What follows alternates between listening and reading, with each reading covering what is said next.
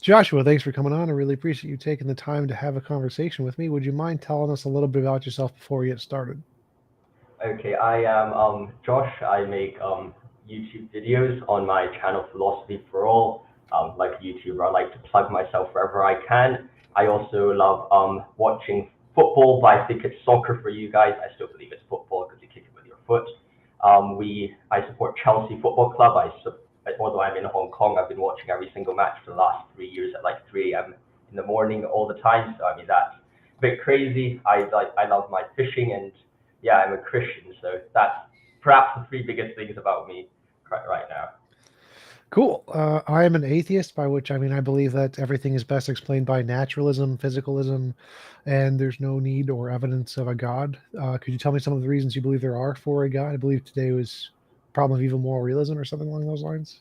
Yeah, I mean, I think today was mainly problem of evil and moral realism, just because when your friend reached out to me to discuss, he said it was going to be a debate about the existence of God, but I kind of said, well, I'll have to come on the channel, but because I think he sent it to like a group of other friends that I've had, I was like, I'm not the expert out of that group on the existence of God, so I was like, probably you could go find someone else who perhaps is more familiar with that field instead of myself. However, when it comes to the problem of evil and moral realism, I think I'm a bit more familiar on those terms. So that's kind of why we're discussing problem of evil instead. Reasons why I am a Christian, I would say it's a few things. I do think the arguments are pretty decent, in my opinion, and also I do think that I believe the how do you say, the worldview which is provided is perhaps the most succinct one. And in the words of Dostoevsky, although I wouldn't go so far to say if Christ was apart from the truth, but I do believe that the moral standard set by Jesus is one which people should follow, and when you follow him, I think you, in some sense, become a Christian. Cool. Tell me more about the problem of evil and moral realism and why you think God is better explained by those than naturalism. Mhm. Well, I'll say that the problem of evil, I like to split into three types. I think there's a logical problem of evil, the evidential problem of evil, and then there is, I would like to call the existential problem of evil. And what I mean by the existential is just the sense that there's always this feeling, and I think the existential is the strongest problem of evil, because I don't think it's necessarily logical or philosophical in the sense that you actually have an argument for it, but it's that feeling that everyone I think has, both Christian and let me try and turn down the gain. Maybe the audio will become a bit better. But I think it's a feeling that Christians and non-Christians both would experience that that there is something in the world which does have, or at least something in the world which is really saddening to see that there exists evil, and regardless of how much you try to argue against it, like assuming there's a world with every single explanation for why evil exists and whatever, there also will be that feeling deep within you that evil is something which is horrible, and you look at God and you're like, well, there has to be some problem here. And I think the best example of that would be Ivan Karamazov in The Brothers Karamazov, where he says, okay, even if there was just one person who suffers and everyone else is having the most amazing life, I would still reject God, even if he does actually believe God exists, right? So I think that there is that existential problem of evil, and then the logical problem of evil is, in my opinion, when how do you call it? When God and evil are two contradictory propositions, and there is something internally inconsistent within the Christian belief.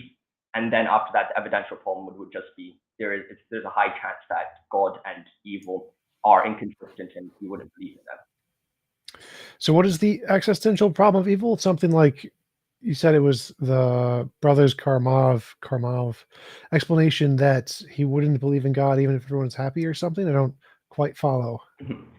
Well, I would say it's the idea of the rejection of God, even if you knew that God might exist. So even if someone said, well, yes, God exists, you would still not become a Christian because you would just hate that God, which does exist.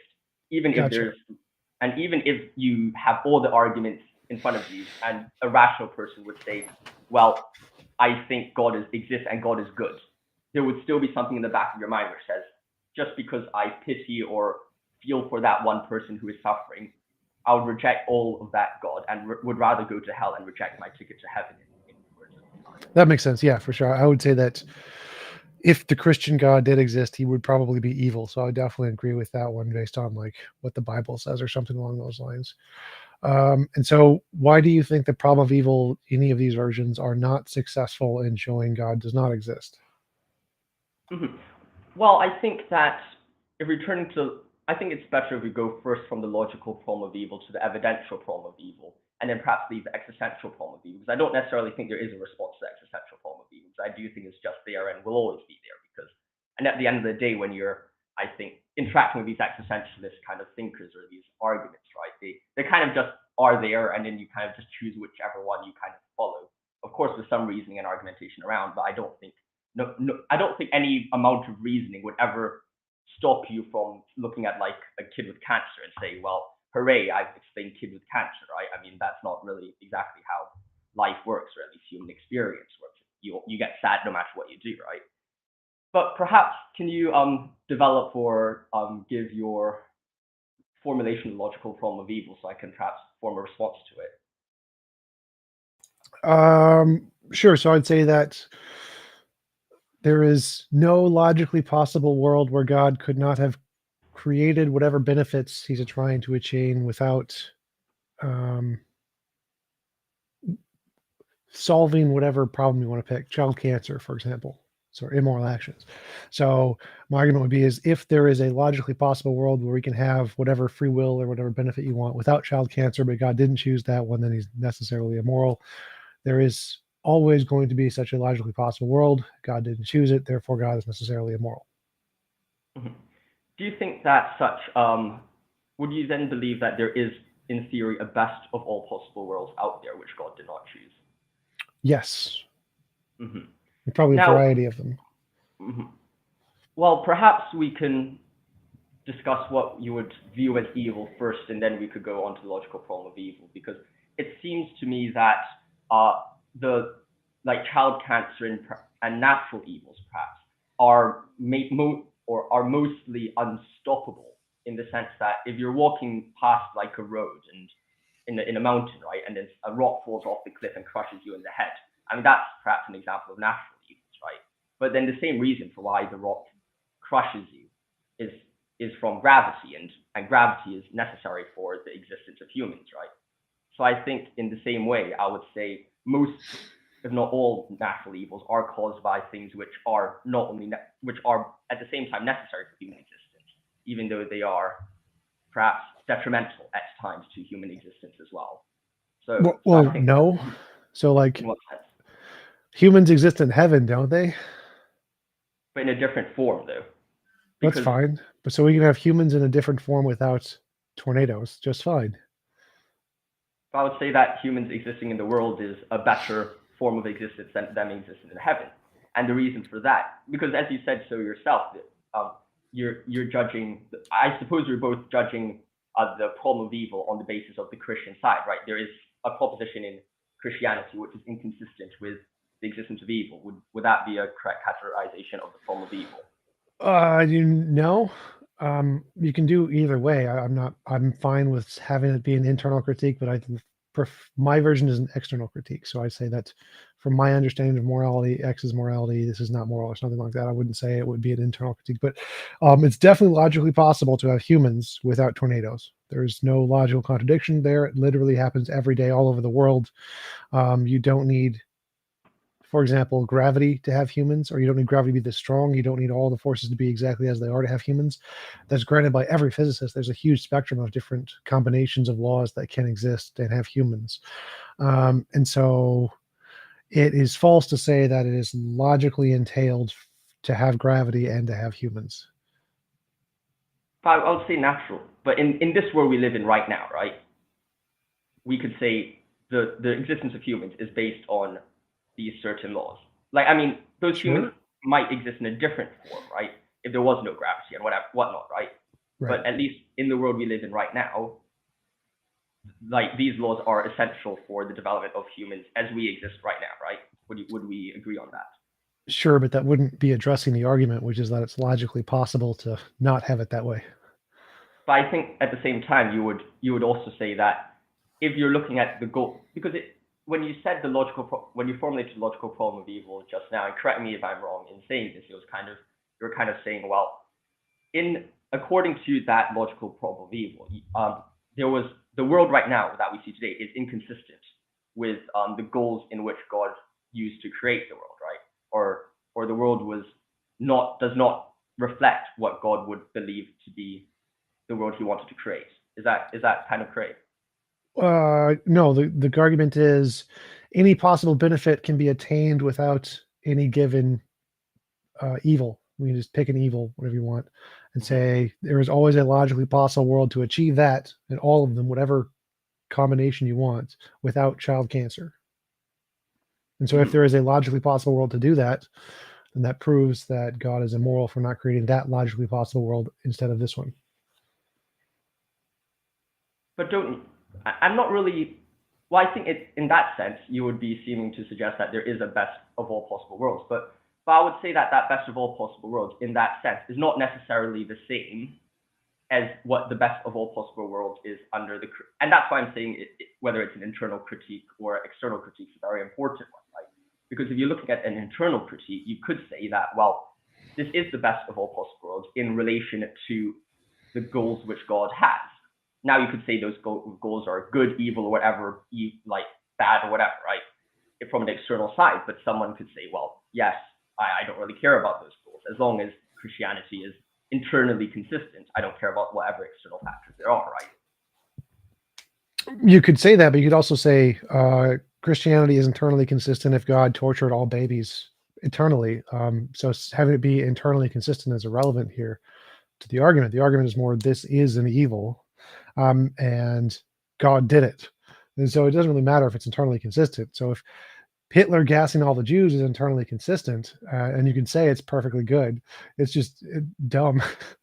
So whether or not it's internally consistent really doesn't matter to the problem of evil. The problem of evil is more saying, here are things we agree are evil with our understanding of what evil is, moral intuition, moral progress, philosophy, whatever. And God did these things, so God is evil.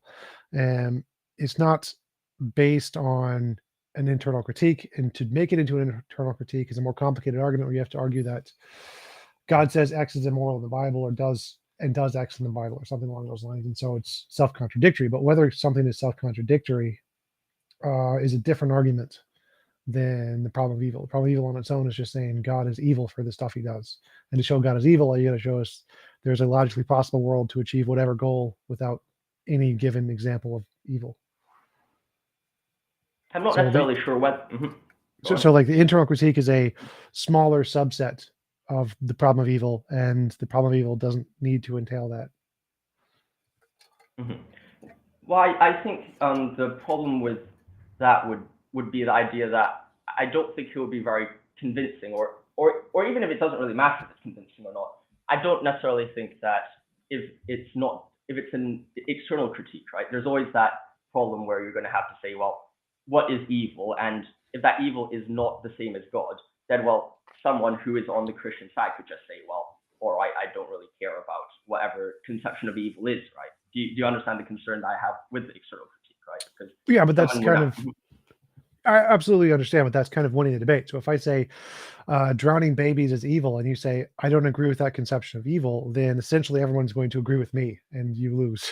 So if I can provide a obviously compelling example of evil where you just have to bite the bullet and say, I don't care if you count that as evil, and it's something just horrendous, then that shows that your conception of morality is just abhorrently wrong in that context, and which would then also lend credence to my model as opposed to yours. So if I say, like, those the worms that eat out the eyes of babies, that's evil, and you have to say, no, I don't think that's evil, I think that's good, that's a good world, then the consequence of that is that your view of good is horrendous compared to mine.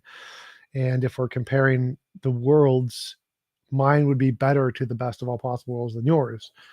And I think that's what is required in order to establish the problem of evil holds, is that a different conception of a world is a better world than what the Christian conception is.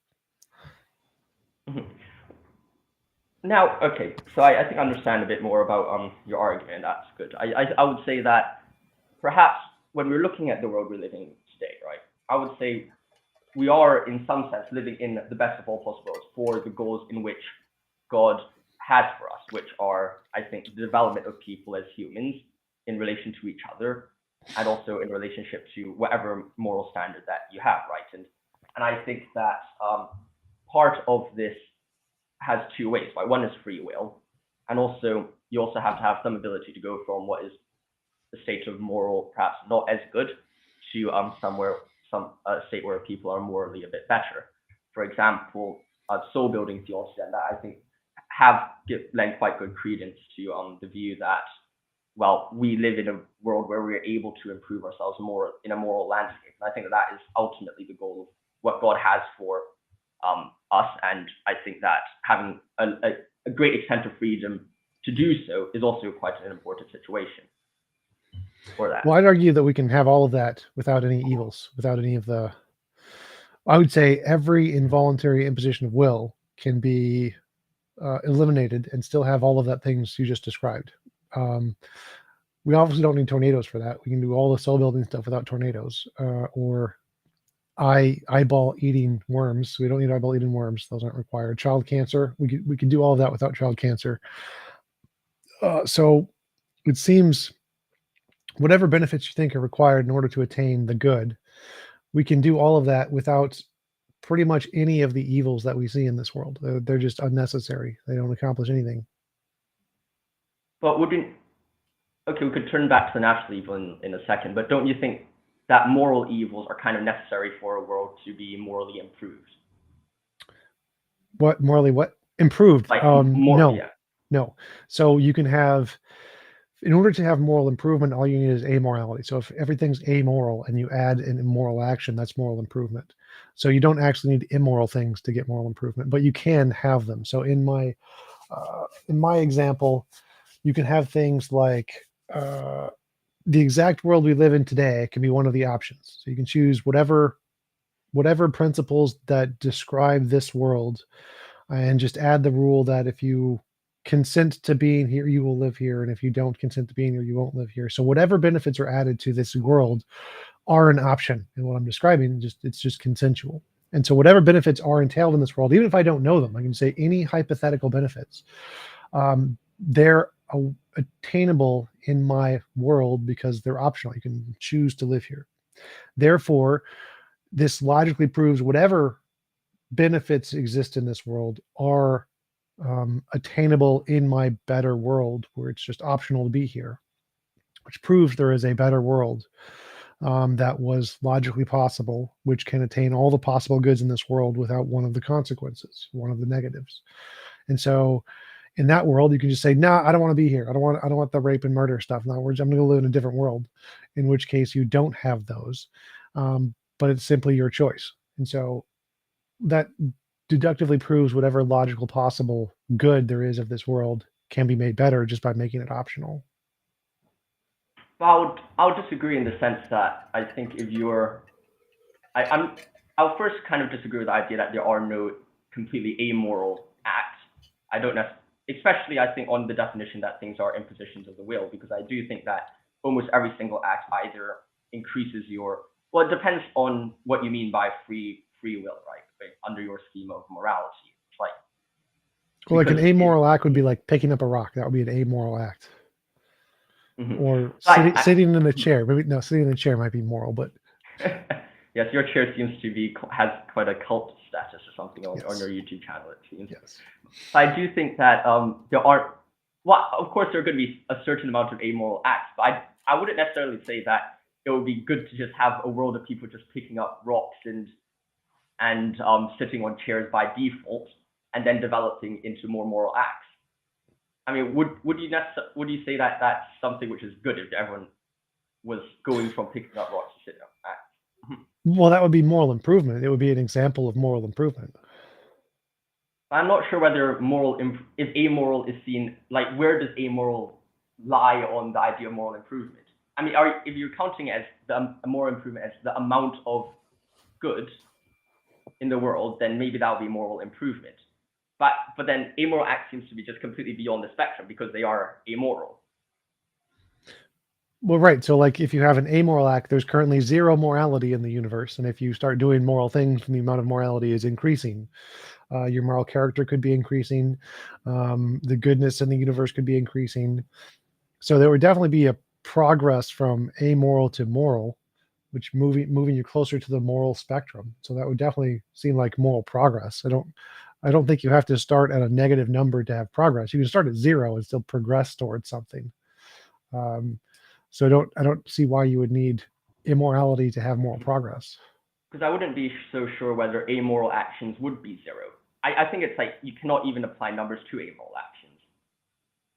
Because, I mean, for example, if someone says, I know this is quite a weird example, but if someone says, okay, I'm on the gender spectrum, right? And then they say, I am completely agender. They wouldn't be on the spectrum at all to start off with. I mean, whether you believe they're whatever they're arguing for or not is a different thing, right? But if someone says, I am completely beyond and outside the spectrum, like that is also a possibility as well.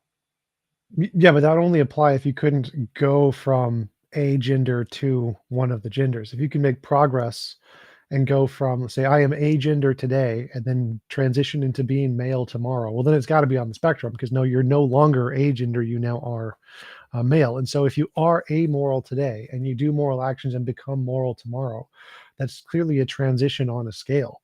It wouldn't be completely divorced. For it to be completely divorced, you'd have to be able to be amoral and moral at the same time. But they're mutually exclusive concepts. You can only be one or the other.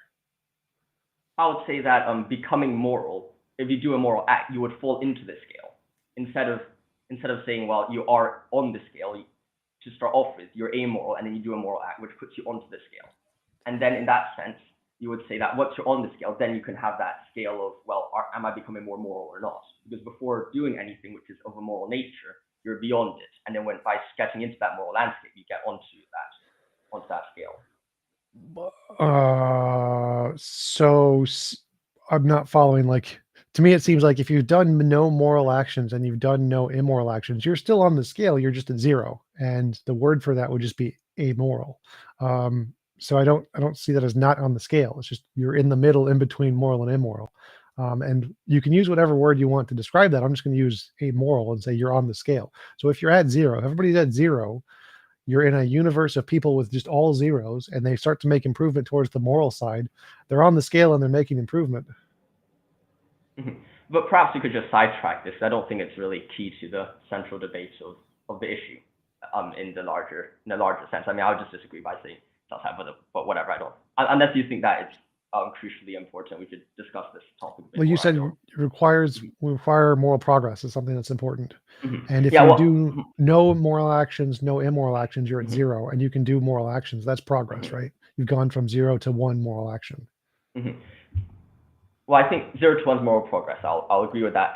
But I just wouldn't say that 0 is a starting point at all, because if someone does evil, right, and then they start to do good, and then they pass by that 0, are they amoral all of a sudden? Like if someone was like, I don't know, shooting people, and then after that they were improving their moral actions, right? And then they slowly get better. Like if they're going from a scale of negative 100 to like positive 100, let's say, they would be crossing 0 at some point, I assume. Like at that point of crossing 0, are they suddenly amoral or are they not amoral?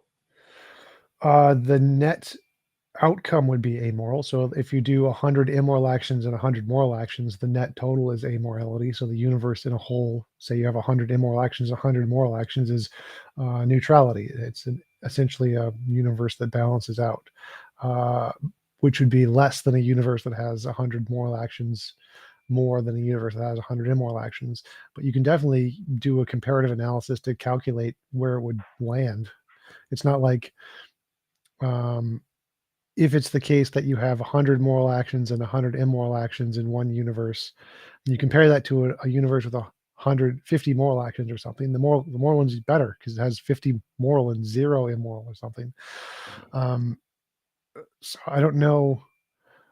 I don't see the relevance of the language amorality. It's just a lack of moral or immoral actions as of yet. But that word, it doesn't really make a difference. Is moral progress possible in a world with 0 moral actions? Yes. But Go ahead. I would say that if you have like 100 people, imagine like killing someone is like minus 100, right? And like saving a kid is like plus 100, whatever it is, right? Whatever. And then this guy does 500 bad stuff and like 500 good stuff.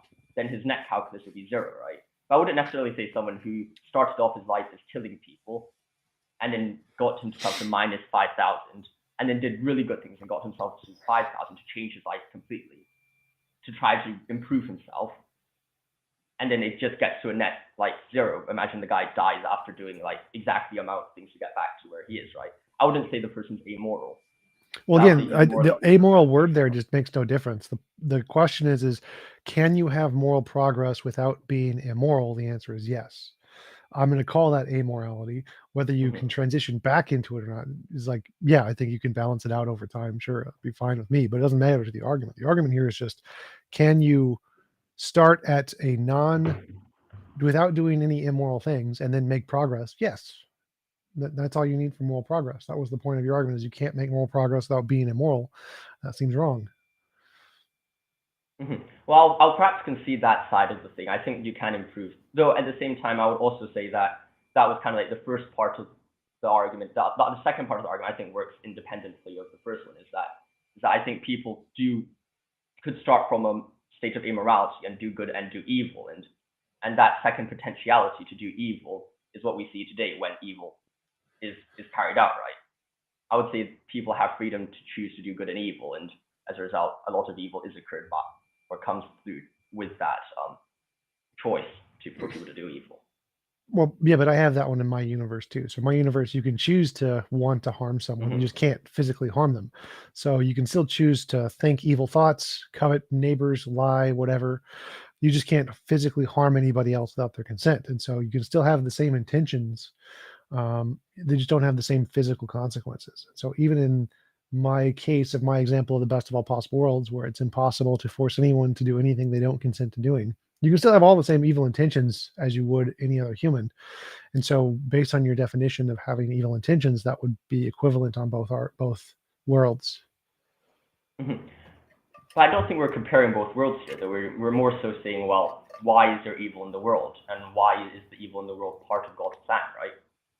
So I mean, well, I believe the argument was: is it possible to obtain any potential good without a potential example of evil? Child cancer, worm, eye-eating worms, tornadoes. And so if I can give a logically possible world that has all of the good stuff that you want or that you think is required for a Christian perfect world, but without any given example of evil, then I've demonstrated there is a logically better world than this one, and God can't be good.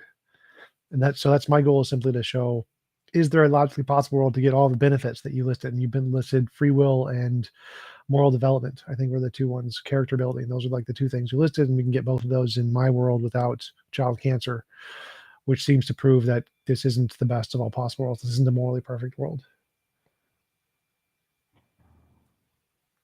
I suppose the difference here would be, because I suppose you would attribute child cancer as a form of moral evil, right? By my definition, yeah. But all I need to say here is that God would be evil for creating a world with child cancer versus creating a world without child cancer that has all the positives, equally as many positives. So now we're going back to we're moving away from the existence of moral evils to we're discussing kind of like the natural evils. Is that correct? It works for any evil. So I would say that the moral evils, which are like intentions, coveting a neighbor's wife or whatever, are still possible in my world. So if you want to say that there's some consequence to preventing people from having those kinds of intentionality evils, I would agree. And I'd say they can still have all the intentions, they just can't act on them. Like they can't literally punch someone in the face. So they would still have all of the evil intention things. They're capable of desiring evil, in which case the character building is still possible. And so they don't need to literally be able to kill people to be able to have the character building of changing their intentions. What do you mean when you say they can't literally punch someone or attack someone? Like if I tried to punch you in the face and you didn't consent, my fist would pass through you like you were a ghost or something. So like I wouldn't be able to punch you in the face unless you consented. So how is that? Is it kind of like some Star Trek thing where you just kind of phase people around the place whenever they try to get punched? Or Yeah, God's all powerful, so he can make you like transverse dimensions or whatever, so you can't get punched. Sure. I mean, is that kind of the? I don't exactly see why would God do that though, because it seems that part of moral actions is that there are consequences to them. I don't necessarily think that something would be as moral if I could just shoot someone the same person like 500 times and the guy's just like still alive. Like you wouldn't exactly be killing people. Like trying to shoot someone doesn't really do anything, right? Sure, but I'm not sure why that matters here. So the point is that you can still have moral development. Like Stephen Hawking has free will, right? He's paraplegic, or he was before he died. And so he still has all the free will and the character building stuff, but it's literally incapable for him to punch anybody. He could never punch anybody because he can't lift his arms. And so he is an example of a logically possible person who exists in this world, who has free will and character building, but literally can't punch anybody in the face. And so losing the ability to punch somebody in the face doesn't infringe on his moral freedom or his character building. Those are both the same, right? I would disagree. Well, I would disagree in the sense that I think the Stephen Hawking example, like if he did, or I mean, I agree that he cannot do those things, but if he were to actually try to shoot someone and successfully shot someone with a gun, that person would die, and that would be a result of actions having consequences. I think that that's a very important thing. Like the consequence of an action is important, because otherwise shooting someone, if it had no impact on their life, would not necessarily be a moral evil. Like if I shot someone like 500 times and nothing happened to the guy, I wouldn't say that's evil at all. Well, so the argument here is that God created one person, Stephen Hawking, who by God's definition must still have free will and must still have the ability to morally improve, because that's like the minimum requirement for all beings in this world, right? All beings have that. And so if there's one example of a being who has that but can't punch people in the face, well, then punching people in the face isn't a necessary requirement or entailment for having all of the good moral stuff that God wants in the universe. So now we can say, okay, we can apply that to all people, so no one can punch anyone else in the face. They all still have moral freedom. They all still have moral improvement. They all still have the minimum requirements of whatever God needs to have a perfect world, moral development, free will, whatever.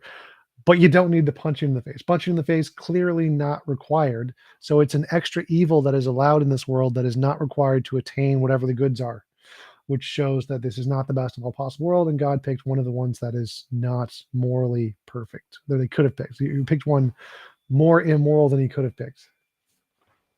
But I would say Stephen Hawking could carry out other forms of moral evil, right? Like I think everyone has the access to different forms of moral evil. Like if a monk was in a monastery, right, he wouldn't be able to covet his neighbor's wife because all his neighbors don't have wives, right? Yes. And if Stephen Hawking could go to the bar and chat up all his neighbors' wives in like whatever university he's working at, I can't remember where he was working, whatever, right? Like and that would be his form of way to do moral evil. So like I think everyone has different abilities or capabilities to do moral evils according to themselves, right? Right, and I grant that. I'm happy to allow all of those things. So all of the intentional states evils, like desiring, lying, whatever, those are all fine. I grant all of those in my best of all possible worlds. And so I'm not eliminating all of the what Christians define as evil. I think that we can keep a lot of those things. The only thing that I'm saying is that there are certain given examples of evils that are gratuitous, that we clearly don't need those. There's a logically possible world where that you don't need. The punching in the face, don't need that. Can still have all the benefits without that. And we know that because there are such examples in this world, like Stephen Hawking, who can't punch people in the face, but still have all the freedom stuff that Christianity requires for a morally significant being of some kind. So in my best of all possible worlds, you still have all of the psychological states. You can have whatever psychological state you want. It's just physically impossible to harm people if they don't consent to allowing it. And so in that world, that's the one God, if he was moral, would have created, instead of this one, a world where It's impossible to force people to do things they don't consider doing, but you can still have all the psychological states of evil and character development and free will, and there's no loss of those things in this world. But wouldn't you think that if Stephen Hawking's like stole someone's wife or something like that, right? Like, wouldn't that also have a similar impact as someone who punched someone in the face? And of course, it's a bit different, like your face hurts instead of like your wife cheating on you or whatever, right? But still, I would say there is an impact, whether it is physical or mental, to the persons who are involved, like the person who got cheated on or whatever. Like, I don't see the difference between the impact of what Stephen Hawking does or can do to the impact that someone who's able-bodied can do. I mean, of course, it occurs in a different form, right? But still, I would believe has like a similar impact. Well, in my view, I don't think psychological states are immoral. So I would say that we can allow all the psychological states, and I wouldn't care at all. From my view, I think that my only argument here is that can I name one thing which we can do without but still attain all the goodness stuff? And punching in the face is a good example. We can have a world where it's physically impossible to punch someone in the face, keep all of the psychological cheating and whatever, and we get a world with exactly the same amount of free will and moral development. And so the argument here isn't that, because I don't want to eliminate all of the psychological states. I think they're fine. I don't think they're immoral. I think that it's only Christianity that thinks they're immoral. And so by my definition, I'm not eliminating all evils. I'm only eliminating the ones that I think are evil, which are like involuntary impositions of consent. And so in the case of cheating, if a wife consents to marry a guy and under the pretense of their arrangement, they agree to allow affairs or whatever, and she consents to an affair with Stephen Hawking, that's nothing immoral has happened there. I think that's fine. And where Christianity would be immoral. But then if there was a situation where the marriage was under a pretense that they wouldn't cheat on each other, would you say Stephen Hawking did something not good? Yeah, but in that case, it'd probably be impossible in my world, because if you agree to live together in your universe where the rules are that you physically can't cheat, then that would be one of the things that wouldn't be possible. You could still, they could covet each other or imagine cheating, but they couldn't actually do it. And so the way my world works is that every person gets their own universe and they get to design the rules however they want. And so they can include rules like cheating is impossible or something. So any action that they don't consent to would be placed on a physically impossible list, and any action they consent to is placed on a physically possible list. And then their universe, the things they don't consent to, would be impossible. I would say that world isn't exactly the world in which God is intending to make, because what seems to me is like it's being argued along the lines of the best of all possible worlds does not allow for any evil to occur. Like physically, is that correct? Unless you consent to it, yeah. Which is the point. So that's saying that because God doesn't intend to create that, God is therefore immoral. Because whatever the goods are, free will, character building, all of the goods can be attained in that world. And so because he didn't intend to create that world, that's what makes him immoral. I wouldn't necessarily say that includes free will, though, in that world. Why? Because I that would defeat my argument, but I think we can attain free will in that world. So how would we not be able to attain free will in that world? Because part of acting freely is that the result of that free will is able to be occurred, right? If I wanted to kill someone and I killed them, but then suddenly I'm not able to kill them because of whatever magical force field, right? I'm not really freely able to kill the person in that right sense. So Stephen Hawking, he intends to kill someone, but he's paraplegic, so he literally can't kill them. Does he no longer have free will? Well, in the sense that his possible acts are limited. However, he could also do other evils, and I think that each person has their own moral struggles. Right, so I'm saying we can keep all those other evils. So everybody has other evils. Everybody is like Stephen Hawking. They have evils they can do, but it doesn't include punching people in the face and killing them. So that one's out for everybody, but they still all have other evils they can do. So they still have the free will, they still have the character building, they still have all of the parts that are required in morality, but they don't have the ability to kill without consent. So you still have free will, just like Stephen Hawking still has free will. But then, okay, so I think we're kind of getting distracted by the words of killing people in the physical sense, right? But imagine we're all Stephen Hawking now, right? As per your argument, we could still, all people could still cheat on each other against their conception of the will. What stops that from happening? Well, if you've designed your universe, because everybody gets a universe and you design it such that it can't physically occur, same thing as punching, you just become ethereal or whatever, then it wouldn't happen. But I mean, most people would probably be okay with allowing open relationships at this point. But if they didn't want that, they would have that option. Because it seems very strange to say that. Well, I mean, if there was no open relationship, right? Like if everyone agreed not to have an open relationship, then Stephen Hawking still goes around and manages to, his game's amazing and manages to pull like loads of females, right? Like in that situation, like would you say that is that still possible in your universe? So everybody gets a universe. Stephen Hawking has his universe and he can allow whatever he wants. And the women each have their own universe and they can allow whatever they want. And you have your universe and you can allow whatever you want. If you are in a relationship and your partner, you want to live in a universe with your partner exclusively where you agree to all live by these rules and you don't or can't go to other universes and they consent to this, then no, it would not be possible for them to cheat on you.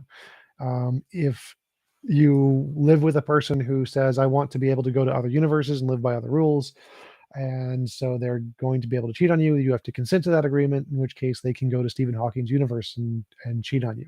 And so if you've consented to a relationship where you're going to live exclusively in the universe you co-design with this person, it would not be possible. If you agree that the person is still allowed to go to other universes, then it would be possible. I'm not sure how that would be, in a moral sense, the best possible world, because I don't think you can have that. I like if you just created it. It's kind of just like if you put everyone into a virtual reality. Is that kind of correct? Am I measuring? Well, virtual reality is our closest parallel to here. But again, we're talking about an all-powerful God who can create infinitely many universes. So we can literally just create this with his magic powers. So it wouldn't be a counterexample to say that it's like a matrix when comparing our most closest examples in our pragmatic world, because the point here is, can the all-powerful being create this world? Yeah. I mean, he created our universe, so yeah, this is not too much of a stretch here.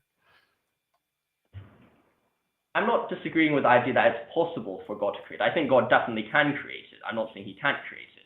I'm just saying that even if he did create it, I don't necessarily see how that's a better world than the one we live in right now. A world where you can't murder people without their consent? Yeah, I would say that the world right now is better than that one, because there are consequences to the actions, and also that people have relationship with other real people. Like it's not like you're interacting with some. If I understand you correctly, you're not interacting with your own figment of your imagination, where you create whatever laws are there to which you like the most. I'd say the world we live in today is the best because there are structures which we have to deal with. There's consequences to our actions, and as a result, we can develop based on those consequences and actions and choose whether to do good or to do evil, and have actual significant implications to what we actually do. Right, so that's still true of everything in my universe, but you have to consent to it. So if I consent to being killed, you can kill me. Or if people choose to consent to live in the earth as it looks like the earth we live in, exactly the same, they can do that, but they have to consent to it. So all of those things you listed are possible in my world, but everyone has to consent to it. That's the only difference here. So it doesn't make sense to say you can't do those things, because you clearly can in my universe. The only difference is they're consensual. They have to be. I'll disagree that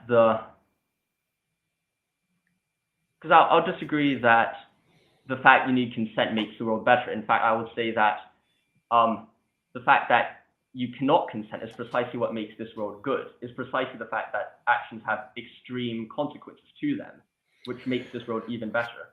I think that's more important. Well, this is where I would make the argument that if you have to grant some horribly immoral thing is inherently moral and you have to bite the bullet on that, that's kind of the strength of the argument, that you're just admitting that your worldview seems inherently immoral by comparison. So if you have to say a world where rape and murder and those kinds of things are better because people can't consent and they are forced to them, that seems like you're just admitting that your conception of morality is inherently immoral. And so that would just demonstrate the power of the argument from evil here, that problem of evil, that as from your view, God just is evil because he has to allow these things by your worldview. I'll disagree with that idea that those things are actually as bad as you say they are. And maybe to you, and from your perspective, you would seem that I'm biting the bullet. And you can feel free to believe that if you want, right? But I don't view it as biting the bullet in my perspective, because I would say that a world, if all things are being equal, imagine no moral action has occurred yet. You would say that if you do something and there are real consequences to what you're doing, instead of something which isn't real, or at least isn't occurred, or has, how would I phrase it? Well, so just clarify, it sounded like you said rape isn't as bad as you think it is. I think that's like, because you said no, whatever. That's not what I'm arguing. Well, because I thought that's what you said. It seemed like, because my argument is that a world with non-consensual actions like rape is evil. It's bad. And you're saying, it seems like you're saying, no, a world with those things is not bad. It's actually better. It's better to have a world with rape. And to me, that seems like biting the bullet. To me, it seems like you're saying rape is good for something, in which case the strength of the argument here would be to say that your view of morality seems to be incorrect compared to mine, seems to be more immoral compared to mine, because you are biting the bullet on this thing that rape is actually better than non-rape. A universe with rape is better than a universe with not rape. Well, I'm not arguing that rape is better than non-rape. All I'm arguing is that a universe which has the possibility of these actions are better than one in which there is no consequence to these actions. For example, if someone in your universe would say, I want to go rape someone, like, I don't see how... Well, so there's two things there. One is that, say we had a universe with all people who are just perfectly good and there was no rape, versus a universe where they're just physically impossible to have rape. I don't see any morally significant difference between those two, because you can't, if it doesn't happen, even if it's possible to happen, there wouldn't be any more, like, if there's a possible immoral action but nobody does it, then there's zero immorality. And if it's impossible, there's also zero immorality. And so those are functionally equivalent universes. So I don't think adding the possibility makes a difference one way or the other there. Well, I'll say that the first world is the intended world which was created. Unfortunately, people just did not do good and they decided to do evil instead. So I don't think we're necessarily disagreeing on the first state of the universe that we're arguing for, right?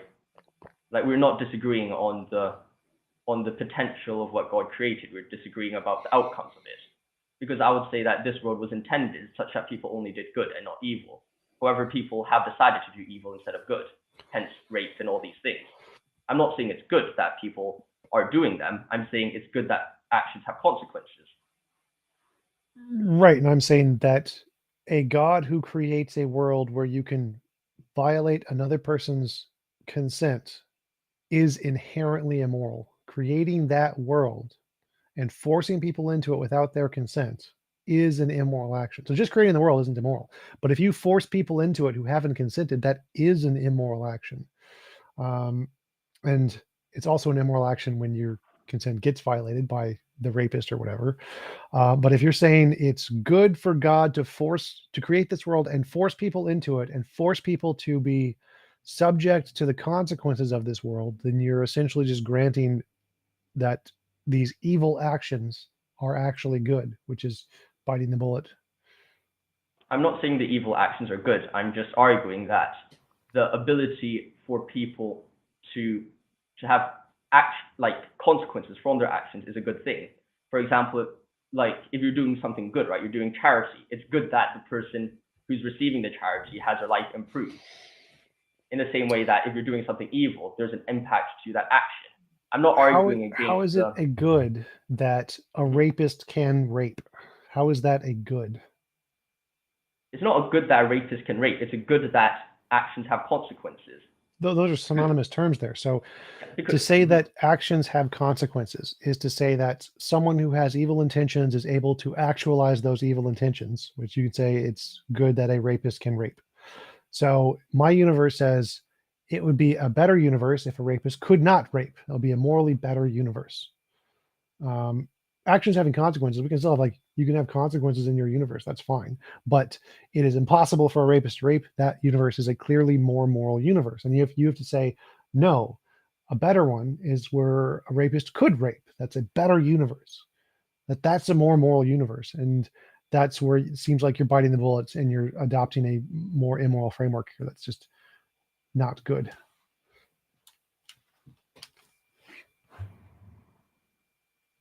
well, I would say that I suppose I'm not really. I think there's just a difference in what we consider as moral or not moral, then, or at least what gives a moral quality to actions. Because I would say consequences are a very big part of what makes something a moral action. For example, if rape had no consequence at all, at least in the psychological state, or if you're shooting people, right? But then there was no consequence to it, right? If I got a gun and pointed at someone, pulled the trigger, and nothing happened to the person, like trying to kill someone would be different as a moral quality than trying to kill someone in our world. And I'll say that having that ability to shoot someone is a significant part of the moral action itself. And having a wide range of moral choices is precisely what allows for soul building. Because if you went to a buffet, right, and you were able to take a pill before you go to the buffet, which if you swallow it, you wouldn't see or wouldn't have a choice to choose half of the food in the buffet, you would say you were less free than if you didn't eat the pill and you could see all the food and have all those options. Well, no, because you have the choice of taking the pill, so you wouldn't be less free. No, if you can choose to take the pill, you're equally as free as if not taking the pill. How about if you were forced to take the pill? Yes, that would be immoral. And I think that is the same as the world we live in today, right? We're able to have a wide range of moral actions, and there also are consequences. So if you choose to eat like a sugary donut instead of like the protein bar or whatever, you're going to get fatter, and that's part of the choice between choosing between two different foods. So I agree. Forcing someone to take the pill is immoral, but to me, the pill in this case, or the forcing, would be God doing the forcing of putting me here without my consent. So if God forces me into a world where people can choose to, I don't know, throw lettuce at me or something, or broccoli or something, that's immoral. God has done an immoral action. God has forced me to be here without my consent. God has violated my consent. That is inherently immoral. God has done an immoral action here. And that would be the pill. Now, if I choose to take a pill and say I lock off some of the fatty foods or whatever, that's fine. It's totally okay. But the forcing is the problem. The violation of consent. It seems to me like it is clearly possible to achieve a perfectly moral world with no violations of consent that have exactly the same level of character building and freedom, without the ability to like murder people without their consent. Like, that seems completely irrelevant. Like, it seems like some kind of ad hoc criterion that Christians want to throw in order to try and make it fit their concept of a God, which is clearly unnecessary. Like, clearly we don't need this for anything. Like, people live their entire lives. The majority of people live their entire lives without killing anybody, and they have equally as much character building. You don't need to kill people to get character building. You don't need rape to get character building. The fact that some minority of people have the option to actualize those states does nothing to benefit the amount of character building that is attained by the vast majority of people.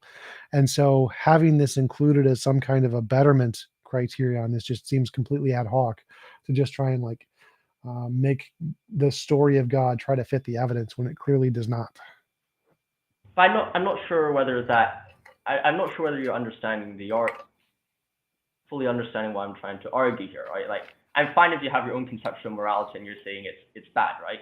And then I'm coming from a different moral standpoint, right? Like, we're having two different standpoints of morality, so there's naturally going to be disagreements. And that's kind of why I tried to bring in the moral realism debate to just discuss, well, what is that starting point? Because understanding the starting point is always going to be vital to understand, well, is this God good or evil? Or even if there is a God, is that God evil, right? So that's always going to be an important part of it. However, what I'm arguing for is that, well, okay, we can put those things aside, right? I would say part of the moral action is that there's consequences, and that I think when you're saying, well, okay, just now you're saying things very, very long, so I missed part of it in the middle, which I just did disagree with it. I've kind of forgotten it by now. But well, I suppose the main point that I was trying to make is just that I think there is going to be a difference between them being a conclusion or a consequence to an action and there being no consequences to an action. And I don't think there's an ability to say, well, okay, a world in which I would say just because someone cannot do it doesn't mean that that possibility isn't there and that it doesn't have a significance for the possibility to be there. And when you say, well, most people go around their lives without killing people, I completely agree with you, right? I mean, most of the people don't go and cheat on their husbands or wives or whatever, right? But then at the same time, they have the possibility to do it. And whether, as long as they have the possibility, that's fine. Like, I don't really care whether they end up doing it or not. I think this goes back to the point of agreement, which we had earlier, where we both said that, well, a world in which there is the possibility to do all these things, but no one does it, is kind of the same as a world which no one does those evil things and cannot do those evil things, right? So like, are Americans more free than Australians? Depends what categories you have for being more free. Like free will, God level freedom, moral freedom, character development freedom. I mean, I think there are things which would stop or would, how do you call it, impair people's ability to be free. But I think everyone who are born into the world with a similar ability to have moral development. Right. So the fact that you don't own nuclear weapons and can't nuke a country doesn't infringe your level of freedom, right? Well, yes. And the fact that Australians don't have any guns, that doesn't mean that they're less free than Americans because they have guns. The fact that they lack the freedom to shoot or nuke anybody doesn't mean that they're not free. So do you think if we gave every human being, let's say God gave every human being a nuclear weapon, would they be have more moral significance because they have the ability to do worse evil things? No, but I'll be arguing that everyone has their own kind of moral choices and opportunities, and each person has to be judged by, well, what things are on the table in front of them, right? An American might have a different moral struggle than we do. Right. So there are limits, like not everyone has nuclear weapons, but that doesn't matter. You can still have morality. You still have a perfect world, even though there's limits to the amount of immorality you can do, right? Yeah. So if we increase those limits, you still have character building. If we just cut down on them and say no guns in physics, and we made guns essentially synonymous with nuclear weapons, and so no one has nukes in a hypothetical world, and therefore, but that doesn't matter. It doesn't infringe their freedom or their character building in any way. We can just add guns to that list. No one has guns, and now they can't shoot anybody. No one has knives. No one has punchy fins. No one can punch. If we can just add things to that list, it has no impact on character building whatsoever, because we know the ability to act on an intention to harm lots of people doesn't make a difference to your level of moral freedom. The fact that you have nukes doesn't give you more moral freedom, moral development than someone who doesn't have nukes. You don't need those. So the fact that your argument that you need the ability to actualize some desire of harm is inconsistent with the fact that we know most people can't actualize most desires of harm and don't. And so adding in the criterion that they must be able to do so is contradictory with the data that we have about the world, where they can't do it anyway, but they still have the ability to have moral development. So your physical inability to nuke people does not infringe upon your morality or your moral development. Therefore, taking away someone's physical ability to rape someone also would not infringe upon their free will or their moral development. I would argue that's a non sequitur, because the reason why, of course, we cannot nuke someone, right? But we can still do moral things on our level. And on our level, we should be judged by what we can do. For example, Donald Trump, right? When he was president, he could nuke people. or whoever had like access to those buttons, they could nuke whoever like they needed to nuke, right? And in the same way, we have to be able to carry out a certain action in regards to us. The existence of possibilities is fine, but it just really depends on, well, where exactly we are on our level, and well, what do we have to deal with, or what do we have to interact with or fight against? And that's the more important thing, right? Like, it's not about, well, oh, this person has this certain struggle, or this person has some other action, right? Like, have access to them. That's kind of irrelevant. Everyone has their own ability to do different things. I just don't see the difference between different levels of people doing different things in relation to either people nuking people, cheating on people, or like lying to people, even if it's a really small lie. Like, whatever access people have to whatever possible action, people are responsible for that and should be judged for that.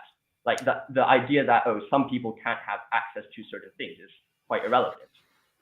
Well, so there's different people with different levels of access, but they all, regardless of what level of access, they all have free will and they all have moral development, right? It doesn't matter which level of access you're at, Donald Trump or Stephen Hawking. So if everybody was at Stephen Hawking, they would all still have free will and they'd all still have moral development. And so because you can still have all of the necessary goodness qualities without giving everyone a nuclear weapon, that means that since there's a diversity of these ranges that all have the same requirements to have a perfectly good universe of free will plus moral development, then it proves definitively that we don't need nukes or guns or rape to have free will or moral development, because each individual could just be put at the level of Stephen Hawking and they're going to be graded on that level of the moral things they can do, and they don't need the ability to have nukes or guns or rape to have morally significant lives or free will. And so the point here of showing that there's a spectrum of different people with different accessibility metrics shows that you don't need to give people the higher level accessibility metrics to have a morally significant universe. It's gratuitous, it's unnecessary, it's irrelevant. So I agree with you, it's irrelevant that you don't have a nuke. But if we had a universe of people where no one could rape, that would also be irrelevant, just like the fact that we don't all have nukes. But I would say that moral development is important, but also the ability to develop science. And nukes come from the development of science, and guns come from the development of science as well. I don't see necessarily why we should somehow stop people from being able to develop with science in a free choice, in a free way they decide to develop in science, right? Well, I think that's separate to the issue. So, like, say we can't use magic to kill people, right? No magic. I can't Avada Kedavra you. Now, does that mean that I am not? Do I not have free will, or can I still have? Do I still have free will? Do I still have moral development? Yeah. Okay, so we don't need the addition of magic to kill people in order to have free will and moral development. I don't. Maybe I could like use a spell to blow up the entire universe, but I can't do it. I have a limitation, and that limitation is my spectrum. And so the fact that God didn't add in this extra way to kill people doesn't matter. It's irrelevant. If I was physically incapable of killing anybody, it wouldn't matter. I could still be judged based on my spectrum of possibilities. And so whether or not something is physically possible or magically possible or nukes, guns, whatever level, it makes zero difference here, because the fact that we have limitations in the amount of harm we can cause, but still are able to have all of the benefits of what is required in a Christian perfect world of free will, moral development, proves that this spectrum can extend further than where it currently is. So we can limit everybody in ways that are currently outside of our spectrum. So we could say guns would be like magic, or nukes would be like magic. They're just outside of the spectrum of what we're allowed to do in our universe. But if they were, that would not infringe on our free will or moral development. Therefore, the fact that they are in this spectrum proves that God did things that were unnecessarily evil.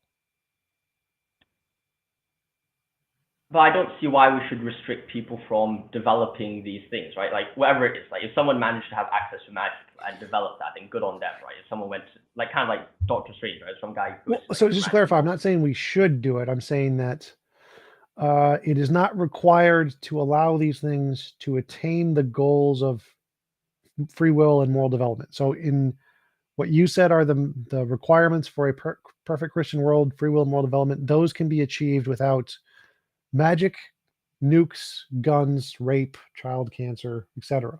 So the whole point here is I'm saying that we can achieve, there's a logically possible world to achieve all the good stuff with none of the bad stuff and still have all the good stuff. I'll say there's more choices and a greater depth of freedom if people are able to do more of the bad stuff as well as more. Well, that's why I asked, would we have more freedom if I could do magic? If I could Avada Kedavra and kill people, would I have more freedom? No, but like, because everyone can be like Stephen Hawking, but I'm not necessarily sure why we should stop people who are not like Stephen Hawking from developing nukes or whatever in the same way, because someone can use develop like nuclear power plants with like similar technology and then develop it. Again, I'm not saying we should stop them. That's not the part. That's not the part I'm arguing here. The part I'm arguing here is that God could create a world without nuclear weapons and still have nuclear power plants. That there's no logical contradiction there, but he didn't. So he could have created worlds with greater amounts of limitations and still have all of the moral stuff that he needs. And so he is immoral for creating a world. So suppose God created a world with magic that can torture, the Cruciatus curse. Say he added in the Cruciatus curse. Would that make the world better or worse? I say it would make the world better. Because okay, so remember, this is supposed to be the morally perfect world. No. Remember, you can't say it gives you better. No, I'll even if we grant that, let's say the world gets better with the Cruciatus curse. Well, then God still didn't create the morally perfect world. God still failed. So even you've presented a Cruciatus curse argument against the existence of God because it could be better with the Cruciatus curse. But that would go back to my initial argument that it seems like you're biting the bullet there. Like adding the Cruciatus curse does not seem to make the world a better place. Does not seem to make us more freer. Does not seem to make us more morally significant choices. And so it seems inconsistent that your logic is saying that the more evil we add into the world, the better it is. So the more opportunities for evil, the better it is. That doesn't seem to make sense. I'll withdraw what I said about the Cruciatus curse. I think that's an incorrect formulation of my own views. However, I would say that it should be seen as, I don't exactly see how you could create nuclear power plants without having the ability to create nuclear bombs, because the usage of like the uranium atoms and whatever atoms are using is required for both of them or whatever. Or you could change the dynamics of the strong nuclear force such that if they get compressed sufficiently, they don't cause an explosive reaction. So you can still have particle decay, which generates like energy, but doesn't explode. You can have there's no logical contradiction there. But so back, the Cruciatus curse question is important here. So yeah, I agree. If God added the Cruciatus curse, would that change? What would that change about our universe? Would it make it better or worse? Or no difference? I think it would be neutral. Neutral. In the sense that I think that if it was just creation of if it was just a creation of the Cruciatus curse, you could say it's, because I don't necessarily think that the access to certain things are the most important thing, but rather that actions have consequences is the most important thing. So you could say, well, you can increase access to more opportunities or possibilities, right? I think that that's one thing, and it's different from having, you would say, more. Well, so take the Cruciatus curse example. In the Cruciatus curse, my action of waving a wand and saying Crucio has a consequence in the case that someone gets tortured. Without the Cruciatus curse, that action has no consequence. It just does nothing. So in the case that we've added the Cruciatus curse, my action now has consequences that it didn't have previously. So by that definition, my action now has consequences, which is the crux of your argument here, right? Mm-hmm. And so that would make it better because my action now has consequences, which it didn't before.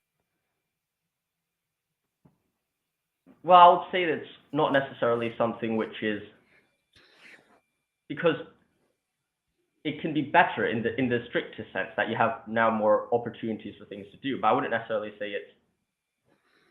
I think everything has to lie in a balance, right, between the possible actions you can occur and things which are completely irrelevant. And I would say, yes, the Cruciatus curse itself is bad. However, I think the main disagreement we have here is that I would say most of the things like shooting people and like nuclear bombs and those sorts are development of science, whereas the Cruciatus curse just kind of doesn't do anything in and of itself. Like adding magic doesn't have any implication on the ability for people to understand the world in the scientific discovery or inquiry, and it doesn't. It's unnecessary for the way the world works. So of course you would then come back and say, well, nuclear bombs just shouldn't be able to be made in that sense. And I they're unnecessary. They're unnecessary for the world. I don't know about. Mm-hmm. Well, I'll just say I don't know enough about science to discuss or understand how a nuclear bomb could be. It seems very ad hoc to say, well, certain things just suddenly become possible, and then suddenly there's going to be some random thing which stops the uranium atom, whatever atom it is, to act in a different way when it comes to a certain possible action, like a nuclear bomb or like a gun. Like, so somehow dynamite, when put into, or whatever chemical they have in the bullet, just doesn't function when it's put into a gun or in a certain way. Like, I don't see how that's a very good argument to say, well, okay, you can have all these atoms in a gun, right? But the moment, or like if it's put into a pistol or a rifle, that is somehow you cannot scientifically develop it in that way to create a revolver or like a machine gun. I'm not exactly sure how that's like perhaps you can explain how you can have certain scientific developments without other certain scientific developments. There's lots of scientific developments that we have that have limitations. Mm-hmm. So like certain things, black holes are a limitation. You increase gravitational force to some degree and it becomes a black hole. There's a limit to the force. So there are certain forces that are limited. They can't go beyond some point because of its interaction with other forces. So you can add an extra force where nuclear bombs, you can have nuclear decay that don't become explosive, that don't become reactive to the point of a nuclear reaction. You can have physical interactions that have a force limiter where there's a different force there that'll stop the interaction from exceeding some specific rate due to it'll just break apart, like trying to put a ice cube in a gun or whatever. If the ice cube melts because it's heated up, it won't be able to fire or something. So that shouldn't be like a hard issue to understand, that it's logically possible for an all-powerful being to make ways to put limitations on physical forces. Should not be a huge challenge. It should be very easy to understand how that's possible. That's why Star Trek is the thing. We can imagine Star Trek very easily. God could easily create Star Trek, or we can print food or personal force fields. Like that part should be the easy part of the argument to understand, that God could make things better.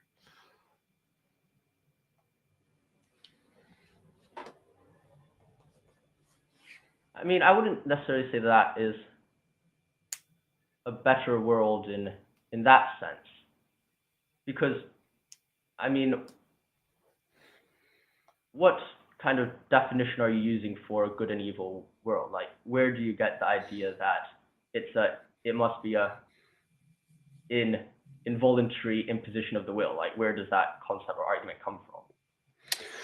I look at the evidence of moral intuition and moral progress. I try to make a principle that describes the pattern in those things, and then the principle seems to be that involuntary imposition of will is immoral. And so whether or not I present a model of moral realism in this case really doesn't make a difference to the argument, because the argument here is just to give particulars that we agree on are immoral. So even if we don't know what the foundation of morality is, if we can give one example of something we agree is immoral, like drowning babies, if I can show how that one example of an immoral action can be eliminated from the world entirely and still have all the good stuff, then the argument holds even without a moral realist argument. So I would go so far as to say I can show examples of drowning babies, essentially evil things that we can eliminate for all involuntary imposition of will. But whether or not I present that moral realist position wouldn't make a difference to the argument here, because the argument is just I need to give one example of a moral evil that we agree upon that can be eliminated from the world and still have all the good stuff. Mhm. But perhaps I'll just mainly focus on like the classification of what you view as evil and good, like, because I think that would perhaps be quite illuminating into understanding, well, from what perspective are you saying that, well, these things are bad? Like, what is the starting point, right? And I think that that starting point is quite vital to understand. If you're just going to say, well, like, if the conclusion that you're trying to reach is that God is evil, it'd be quite important to know what do you mean by evil. Okay, sure. So when looking at the patterns of moral intuition and moral progress, it seems like as technology and intelligence increases, our scope of morality increases such that any involuntary imposition of will that is unnecessary is seen as immoral in society. And so as we grow, things that we used to see as justified become seen as immoral, like eating animals, vegan rights, women's rights, LGBT rights, workers' rights. Any involuntary imposition of will that was at one point justified becomes seen as immoral once we grow in sufficient intellectual and resource capabilities. I'm not really sure whether I would agree with the idea that we're becoming more and more free, or at least we're becoming more and more attuned to these involuntary impositions of will. Of course, in some sense, you could say, yes, we are, there's more LGBT rights, more gay rights, whatever, women's suffrage, whatever it is, right? But at the same time, I would say that in the past, we actually had perhaps more freedom to do what we wanted, in the sense that nowadays there are way more ways in which social media and other forms of platforms do kind of manipulate you to create echo chambers. And I'll say that, which was not the same before. And in the past, it was quite a laissez-faire society until the big government started popping up in like around the 18th century. Before that, you could basically do almost whatever you want, and that you're quite free in that sense. I wouldn't necessarily say that we are making progress on that front. Could you give like an example of something? Because I'm not following. Like, I can go to the Republican echo chamber or the liberal echo chamber pretty easily. It's very easy to find. You just go to truthsocial.com. I mean, I agree that most people can find them if they wanted to, but I think if you go on your social media platform, I have people who just like everything they do in their entire feed is just all people who are liberal, and then there's people who have the same thing, and everything they see is all on the Republican side, and they look at that and they're like, or the more conservative side, and all they do is just see that, and they don't even have the thought to go onto the other side, or to the debate. What is it? How does that go back to the argument that we're having less involuntary imposition of will? Because I would say that they don't have that many choices, and not only do they have not many choices, they also are unable to see other. I thought you just agreed we do have choices. We could go to the echo chambers if we wanted to. I could go to Truth Social. So I'm not following how we have less choices, even though we could go to the other side. Well, I believe in principle we have more choices. We are able to do more things. However, at the same time, they're created these echo chambers are developed to create or lead to a situation where people are unaware, and are not only unaware, but they are also somewhat attuned to that. Even if they see that, they would not be able to think about the situation in a critical fashion. Because if you give someone like the same view again and again and again, and they only grow up to a certain kind of concept, and they're just fed that the entire time, it's very easy for the person to, even if it's voluntary, I wouldn't even know if it's voluntary or not. They're just fed the same narrative again and again and again. They wouldn't be able to differentiate that narrative from anything else and say, well, okay, that might actually be wrong. In some sense, they're brainwashed. I'm not seeing how that's like an involuntary imposition of will. So being brainwashed, you can choose to be brainwashed. Most people like echo chambers. They don't like going into seeing contradictory data. It's not because it's an involuntary imposition of will that they're forced into echo chambers. People like echo chambers, and that's why they're selected from a capitalist system to create such things. So I don't see how this is an involuntary imposition of will, because it's literally what people want. They want echo chambers. Do you think that echo chamber is? Do you think they want the echo chamber, or is it more so the idea that the mode in which echo chambers are developed is the best way in which social media just functions, like the YouTube algorithm and stuff like that? No, people want I'm not echo sure. chambers. Like there's many studies in psychology about how, given the opportunity, they will pay you to read an article from someone you agree with or someone you disagree with. Even if they offer you like twice or three times as much money, you'll still read the one you agree with for less money. People like echo chambers. They enjoy them significantly more. Seeing information you disagree with causes stress, psychological stress. People don't enjoy it, and so they don't like being exposed to information they disagree with. It's just a part of human nature. So it's the fact that social media is adhering to human nature, not the other way around. So that would be seen as something which is good, that people are getting brainwashed, in your view, right? It's good that people have the option to be exposed to only information that they want. So if people can choose to go into the opposite data, but if they choose not to, that's perfectly moral. If they don't want to see anything Republicans have to say, it's moral that they aren't forced to see anything that Republicans have to say. Okay, I think we can leave that. I think I agree. Well, I think your point is, I now understand your view a bit more, so that's quite good. So perhaps going back to the problem of evil side. I mean, I in that sense, I would say that, like, if the involuntary imposition of the will is like the standard, I suppose in your perfect world, perhaps you will have people who, if they wanted to rape, would be able to rape, but just that the person who's getting raped is either a figment of the imagination or just not a person in its entirety, right? Is that not kind of conscious? Is not Yeah, conscious. so like, yeah, so it'd be like a video game character or something. I suppose the not conscious thing is kind of like if someone gets like drunk, like blackout drunk. Oh, not like conscious. Is presently not conscious, but is a conscious body. Completely like unconscious. Yeah, it's just it's a rock. It's a video game character or something that was never conscious. Okay, yeah. So like it's okay to rape if they're sleeping. That's fine. That's totally okay. Yeah, that's no, but then someone's gonna get a clip of this and say, "Oh, TJump actually supports this stuff." But no, but I think that when it comes to that circumstance, I suppose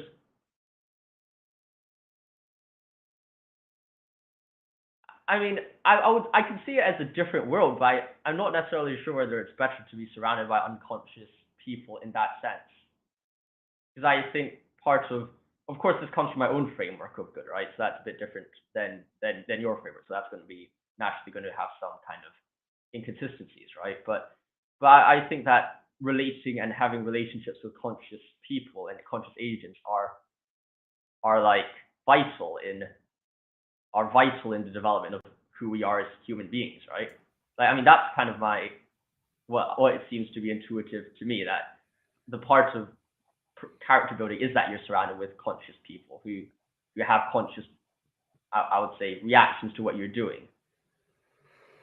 Well, you still have that option. So like, you're not required to be just surrounded by video game characters. You can go to other people's universes and be in cooperative universes and be around other people if you want to. It's just, you could, if you choose to, just be around video game characters. So you wouldn't like lose that option. I'm not sure. I just think I can see where you're coming from. I think that based on your kind of what I hear from your argument, I think what you're saying is quite internally consistent. And I'm not necessarily disagreeing with that internal consistency of your view. I just think that based on my kind of my arguments, I'll say, well, that world is, although consistent with your conception of good, is just not consistent with my conception of what good and evil is. That's just kind of like, I think, the takeaway of this. You know, Yeah. So I mean, I would agree with that. The point of the argument isn't to say that the Christianity isn't consistent. It's to say that Christianity has to bite a bullet, that there are many things that the vast majority of people agree are immoral that Christianity has to say are moral, which leads to a cognitive dissonance with the moral view of Christianity. And it seems to cause people to see other views of morality to be superior. And that's kind of the goal of the problem of evil, to show that this is a morally superior way to view whatever morality is. I would just say that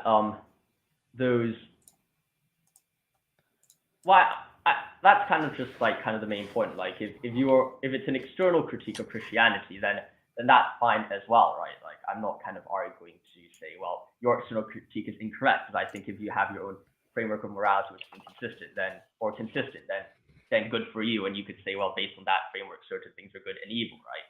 But at the same time, I would just argue that, well, from my conception of good and evil, what we see is good, and that's kind of just what I'm defending, I suppose, in some sense. And like, I don't necessarily think it's one of those things where you go like, well, and you might agree with me on this, is just to say, well, the problem of evil internally, it might not be as big a problem as it is externally, but at the same time, you could also perhaps say that a theist would just not really care whether it is consistent externally or not. Like, they don't really care about what people say externally. Some people might just not care. Oh, right. So that would be a different argument. If you're going for like the internal critique view of the problem of evil, it would be more a more specific biblical argument about things God did that are in contradiction to his nature. And that's more, that one would probably be more like an evidential version. So the logical problem is just saying morality is X and God is in conflict with X, therefore God is logically impossible. But if you're making an internal critique one, making a logical version of the problem of evil that's an internal critique could be probably impossible. I don't know if that would even be possible, but so the internal critique one is more of an evidential problem. I agree with that, and I think that's perhaps I think that's a correct categorization of the situation. And though at the same time, I would say the logical problem of evil there are two ways to view the logical problem of evil, I suppose. I think there's the way that you're doing it from an external critique, and there's also the one from an internal critique, kind of like Mackey, where he says, well, God exists and there's good. No, there's God and evil, and then you put those two together, there's the inconsistent triad. And I think that's more of an internal critique instead of the one that you're posing, perhaps. Or am I? Yeah, there's the argument that if God was perfectly good, he would be incapable of creating evil. The fact that he was capable of creating evil means he can't be perfectly good. So yeah, there is that version too. Yeah. So that's different from the one that you're arguing for, right? If I understand you correctly. Yep. That sounds good. All right. Well, we've been going for about an hour and a half. It was a great conversation. Really appreciate you coming on. Do you want to give any links or references where people can find out more about your work? You could check me out on Philosophy for All. I do just different philosophical content, do a bit of Russian existentialist work on my channel. I also get a few friends on to discuss different concepts and ideas. So that's just kind of a bit about what I do on my channel, so you can go check that out if you're interested. Cool. Thanks again for coming on. Really appreciate it. And I hope you have a wonderful rest of your day. Thank you.